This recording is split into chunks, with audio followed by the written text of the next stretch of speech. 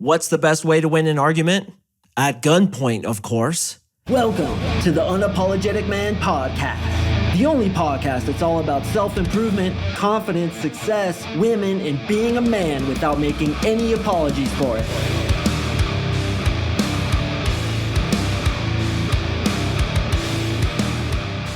What is up, gentlemen? Thank you for tuning in to another episode of the UMP. I really do appreciate it. And today, we are going to talk about how to win any argument. 7 steps to victory. And you too are going to be a complete victor because you are an absolute legend. And dude, I looked shit up on the internet about how to win an argument because I definitely have my ideas. And it's all crap out there. I swear to God, there is so much bad information that I try to come in this podcast and give you shit that you can actually use, stuff that you can deploy on a girl or perhaps an asshole guy that's come into your group or whatever it is as soon as tonight. And I want to give you actual things to do that are not only very effective, but super funny at the same time. So I said 7 things that you can do. Actually, it's going to be more like 8 or 9. I always over deliver in this podcast. So without further ado, gentlemen, let's get into it. So what do you think the best way to win an argument is? As I said at the top of the show, of course, it's at gunpoint. But all jokes aside, the best way, obviously, to win an argument is to not get into one. When your life is good, when you're kicking ass, and when you're a high-value alpha male, getting into fights really doesn't happen anymore because your life is so good. It reminds me of one time when I was a bouncer, there was a fight, and this guy had a drink spilled all over him. He was just a bystander. He wasn't actually in the fight, and I went up to him, and I was like, bro, I'm so sorry. Let me get you some towels. I apologize for this. And he's smiling. And he's like, it's no big deal, man. My life is so good. Shit like this can't affect me. And I looked at him and I was like, dude, that's the philosophy. When your life is good, you're not trying to pick fights. You're not flipping people off in your car and getting road rage. You're not getting offended by what people do, which, as I've discussed in the past, being offended is just your ego trying to claim dominance over other people. So when you're successful, you don't get into fights. You don't get into arguments. Now, here's me saying this, but actually living it is a different story because I will get into confrontations. I do have a short fuse. It's something I've been working on, but invariably, sometimes you'll get into arguments because look, sometimes people are straight disrespectful. And in my opinion, you need to be unapologetic and tell them, hey, that behavior will not stand. Now, these next 7 steps are going to teach you how to get into the argument and still have the upper hand. But before we get into all that stuff, you always catch more bees with honey. And what that analogy means is when you're cool to people, when you take the higher road, arguments are very few and far between, and you can avoid them altogether. What's the best way to win a fight? Run away. Avoid it completely. Now, inevitably, you're going to get into some arguments because they can't be avoided. It's just how the earth works. It seems like we're all pissing in each other's rivers, launching 50-foot ropes of diarrhea into each other's morning coffees. So you're going to get into a fight. But the first 2 tips are this. Be cool. Always take the higher ground. Be the bigger man. When they go low, you go high. The second one is don't engage with the topic at hand. If, for example, you're with a female and she's trying to pick a fight with you, you can either ignore it, change the topic completely, and just don't engage with it. Just be one of those dudes that's like, no, we're not doing this right now. And if you have a strong frame, you can out-frame control her desire to actually fight you or his desire to fight you. So those are the first 2 steps. Really, they don't have a lot to do with how to win the argument. It's more like how to avoid it. When you take the higher ground, when you're the guy whose life is freaking awesome, you just don't get in arguments anymore because you're not butthurt. You're not mad because you're a failure. And that's always what I think of people who flip me off in traffic or are mean to me or like try to one-up me or AMOG me. I always think, bro, your life sucks. And sometimes I'll say that, and you can throw that in as perhaps the 9th tip I'll give you. Point out the fact that their life sucks. Why are you so angry, bro?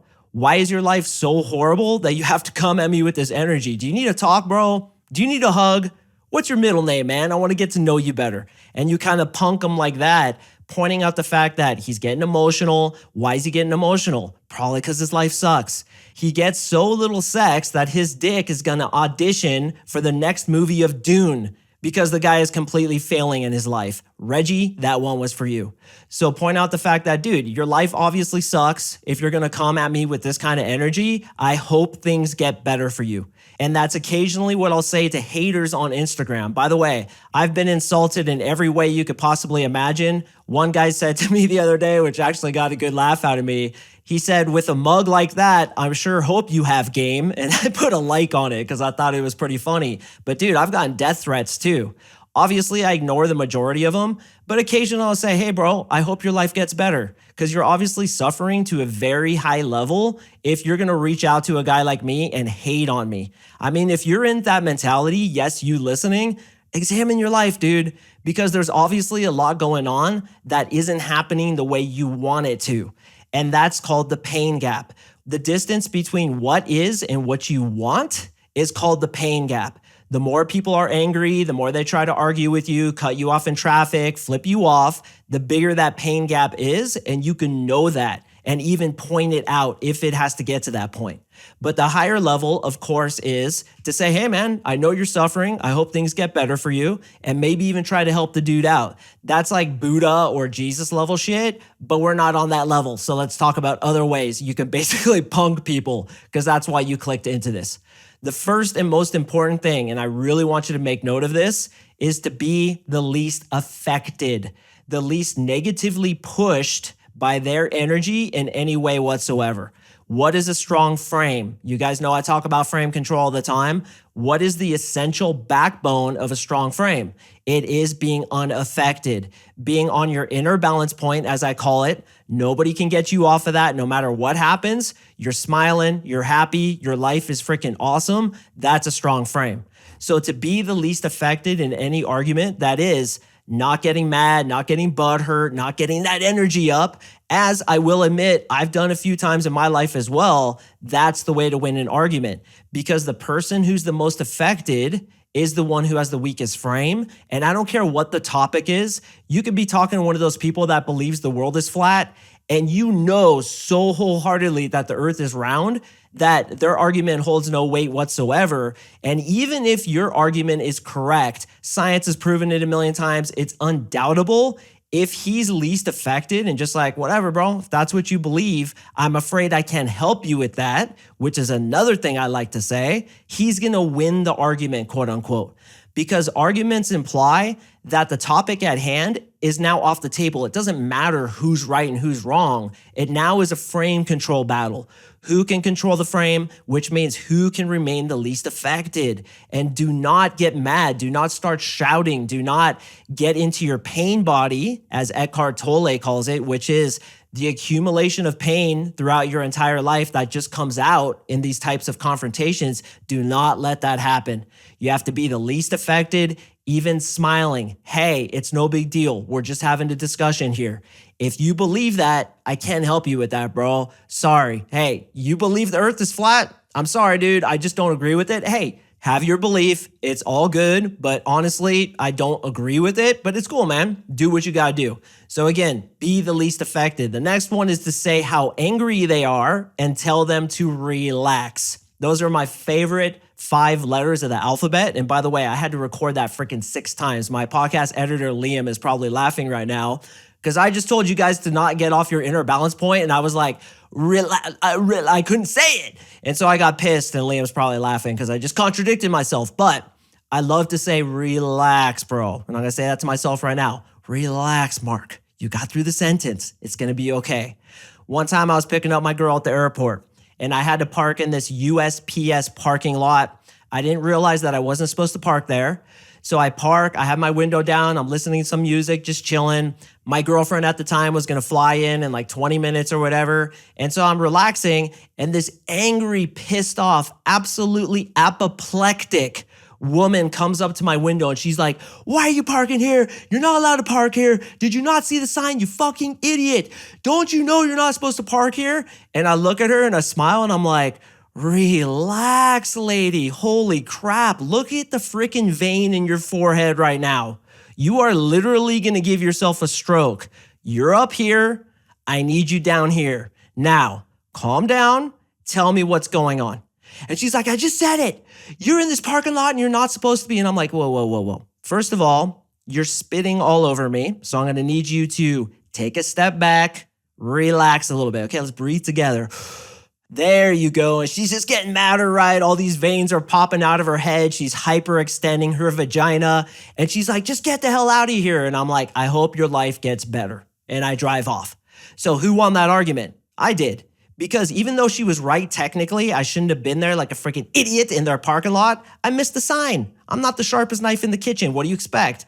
I still shouldn't have been in that parking lot. But when it came to the argument itself, the subject matter didn't really matter that much. What mattered is who could keep the calmest, who points out to the other person that they're coming unpeeled, losing their shooter marble, losing their precarious grasp on their own sense of reality, and it was her.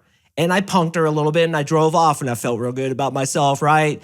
Patting myself on the back. But if I was that Buddha level motherfucker, I would have been like, hey, honestly, take it easy. What's going on here? You shouldn't be parking here. Listen, I know that you're angry right now, but I don't want to see you do that because you're going to give yourself a stroke. Like, take it easy. I'll move my car. Apologies. Now, some of you might be getting as angry as she was saying, wait, apologies? This is the Unapologetic Man podcast. Yes, it is, gentlemen. But unapologetic means you don't apologize for who you are, what you believe, the fact that you're attracted to women and you're a sexual man who's highly masculine and has a shit ton of testosterone. But if you fuck up, as I did, you could say, hey, I'm sorry, relax a little bit. I'll get out of your way, which is what I should have done in that situation, taking that higher ground. But if you want to punk somebody, point out how pissed off they are while you stay calm. So ridiculously effective because honestly, it just makes them more mad. And then it proves your point even further, thus letting you win that argument. The next one is about them attacking your character. And this happens a lot in arguments, especially between people who are right-winged and people who are left-winged, where the Republicans will accuse the Democrats or the liberals or whatever of being pussies and soy boys and whatnot. And the liberals will accuse the Republicans of being selfish pricks who love their guns and just want to take all the natural resources for their own selfish uses.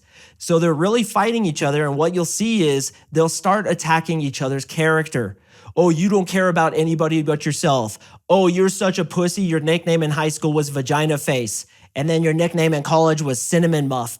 So what they're trying to do is attack the person's character because they've run out of arguments to make on the logical side of things. So I can't win the argument here, so I'm just going to call you a piece of shit.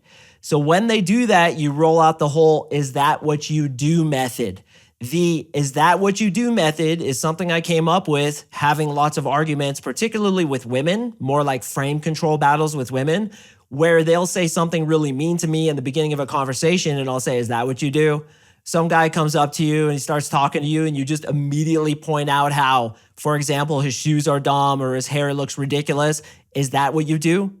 And this points out the fact that she's being a little bit socially inept. She's being a little bit cruel. She's going to a level of depravity that basically shows just kind of how unintelligent she is. And she's falling back on trying to insult you. So while they're trying to attack your character on the insult level, what you do is flip it back on them. And this is called reframing, shifting the table so that now we're looking at them. So they attack you because let's say you are a Republican. They're like, I can't believe what a piece of shit you are. All you want to do is take. You voted for that asshole Trump. Whatever they say, you say, is that what you do? We're having a discussion here. We're trying to discuss the point. And now you're attacking my character? Is that the kind of person you are? You call me a piece of shit? You don't know me. Is this what you do? This is how you try to win the argument? That's a pretty low strategy if I'm honest. And I'm afraid I can't help you with that. So you might want to consider working on that, trying to up your level a little bit, because right now you're trying to take some low blows and it's not working for you, just being honest. So again, it's the is that what you do method, pointing out their behavior and questioning it, saying, wow, this is how you're behaving. You're actually trying to attack me on a personal level when what we're talking about is politics or religion. And this, by the way, boys, is why you should never talk about politics and religion with a female, especially in the first couple dates, the first conversation. Now, obviously, if you meet her at Christian band camp where you're playing the trumpet and she's playing the flute, hopefully the skin flute, then obviously you could talk about religion. But if you meet her in a nightclub, a coffee shop, supermarket, wherever, the typical places we meet females, stay away from those topics. They usually end in an argument, or at the very least, they kill attraction immediately. All right, the next step to win any argument is to give the other person an out. And when I say out, that's O-U-T, an escape, an exit. When I was in high school, this freaking jackass stole my hacky sack. And I knew that motherfucker did that, but I didn't want to confront him because he was a little older than me. He was a bit of a bully. And I knew he just would have stomped me out like the pussy I was. So what I did is I gave him an out. I saw it in his bag very clearly. And I said, bro, you found my hacky sack? Thank you so much, man. I've been looking everywhere for that. I really appreciate you, bro. And then I grabbed it and I was like, thanks, dog. And like I did the old hand slap to the back tap. And he's just standing there like the idiot that he was, completely dumbfounded, not knowing what to do. And he's like, sure, man, no problem. So by giving him that out, it gave him an excuse to basically lose the argument. Because had I attacked him frontally, it probably would have blown up in my face. Speaking of hacky sacking, have you guys ever seen that show Between Two Ferns with Jack Galifianakis? That is the funniest shit I've ever seen. And he was interviewing Matthew McConaughey. And he's like, Matthew, are you ever disappointed that somewhere in the world there's not a sack being hacked? I thought that was so funny, dude. And Matthew McConaughey did too, because he has a strong frame, right? He didn't get insulted by it. He laughed about it. So when someone insults you, such as that guy saying to me, it's good you have game with a mug like that, it made me laugh, which shows security inside yourself. That's why we want to be the least affected. All right, a couple asshole maneuvers that I like to do. When somebody's arguing with me, and I even do this with females when they're talking to me, they'll be talking and I'll put up my finger and I'll be like, wait. And then they'll shut up and then I'll let a few seconds pass and I'll say, continue. So by doing that, which admittedly is a bit of an asshole move, but in an argument, if you tell the other person, wait, and stop them, then you just showed frame control. You showed them who's really winning the conversation. Could you imagine that lady coming up to me in that parking lot yelling at me and I'm like, hold on, and she stops talking? She just acquiesced to my power. And then I let a few seconds pass and then I say, go ahead, continue, thus giving her permission, quote unquote, to continue yelling at me. But really what was shown is I'm the one controlling the situation. You're following my lead because you just followed my lead. Therefore, I'm winning the argument. The next one I like to do is so fucking funny. Have you guys ever been stared down by a dude or just glared at by a chick and it's silent between you two? I saw this on some cartoon movie my daughter was watching. I think it was Angry Birds or something. But the character was giving the other one stink eye, kind of staring at him very quietly. And the character who was being intimidated, the one who was being stared at, looks at him and he's like, are you communicating with me telepathically? So it points out the fact that the person's like mad dogging you, like trying to scare you. And then you just totally make a joke about it. Like, are you communicating with me telepathically? Wait, I'm getting a message. You love me? You want to be my best friend? Come here, bro, hug it out. And that's what you do too. You always want to try to be the dude's friend, try to take the upper ground, say, relax, bro, we're just messing around. Why are you getting so fired up, dude? Don't worry about it. Like I said earlier, hey man, I want to know your last name. And that came from a friend of mine who was getting in a fight where they were playing pool and the other guy's like, motherfucker, you don't know me. You don't know me. And he's like, I want to know you, bro. What's your middle name? And the guy just got even more pissed off.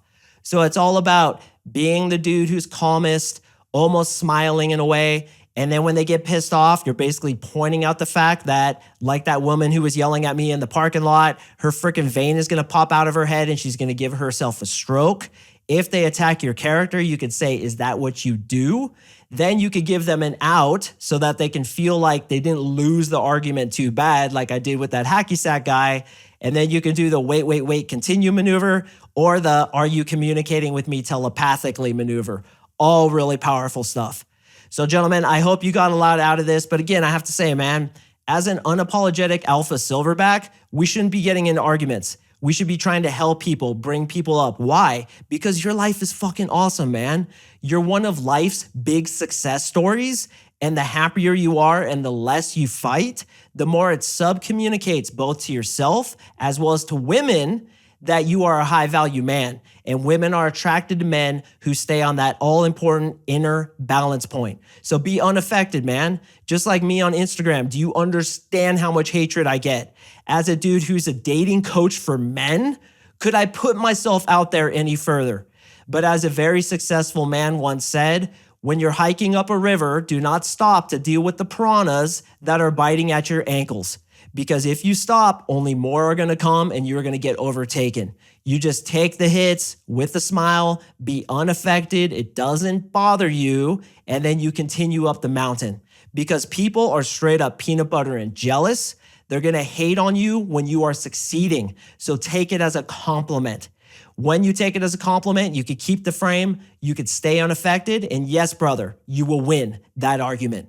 Gentlemen, I do appreciate you listening. As a reminder, I drop podcasts on Mondays and Thursdays, and your patronage, your listening, lending me your time twice a week is so unbelievably appreciated that I'm going to continue to work hard to deliver actionable, tangible content that you can use today to become that next level dude. I sincerely appreciate you listening, and I will see you in the next episode.